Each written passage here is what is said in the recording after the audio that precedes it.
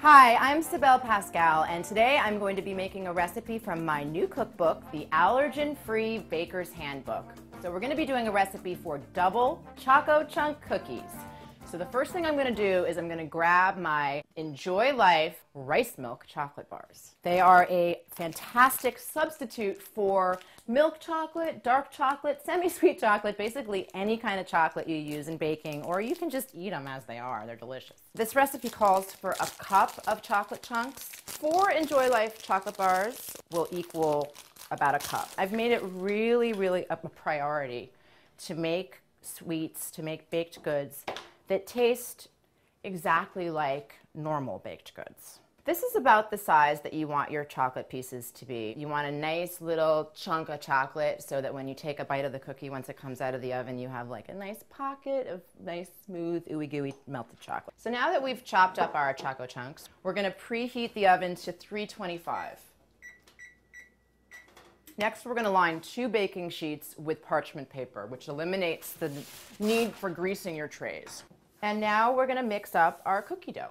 We're going to start out with 1 1/4 cups of my all-purpose, gluten-free flour mix. It's a recipe in my book. This mixture is made from a combination of 4 cups of superfine brown rice flour, 1 1/3 cup of potato starch, not potato flour, not the same thing, and 2/3 of a cup of tapioca starch or tapioca flour. That one goes by both names. We're gonna mix in, this is a 1/2 cup of unsweetened cocoa powder. This is natural cocoa powder. This is not Dutch process. This is actually made by Hershey's. So we're gonna whisk that together, making sure that we get out all the little lumps of cocoa powder.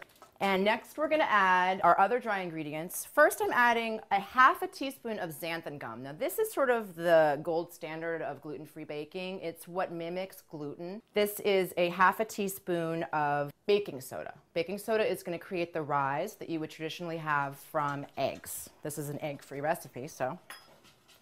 Now this is 1 teaspoon of cream of tartar.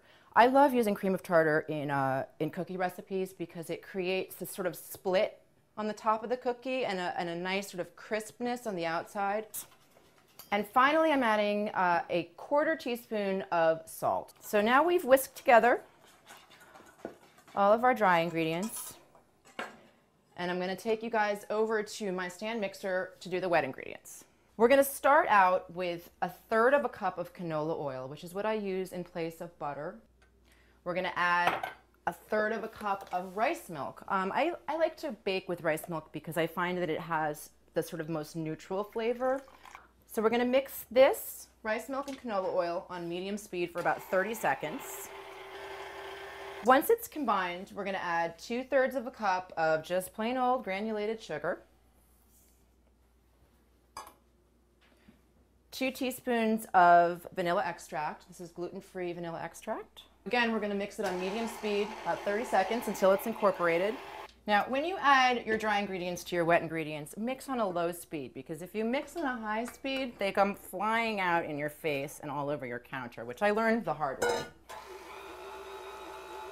And last, we're going to fold in these delicious Boom Chaka Boom Choco chunks. So next, we're going to scoop them out onto our baking sheets. And this recipe is just one of 100 delicious, free-to-eat sweets. I also do savory baked goods. This is sort of a book full of all your favorite standard baked goods, which I wanted to make sure that people who were on restricted diets were not deprived of. I'm going to now wet my hands slightly with a little bit of cool water and roll these into balls. Okay, so there we go. We have 12 little cookie balls. Bake these for about 12 minutes. Baking time with chocolate is pretty important. You don't want to overbake chocolate because it burns so easily. So we're gonna just wait for these to come out of the oven. Look at the way this chocolate is just oozing out of the side of that cookie. That is just perfect.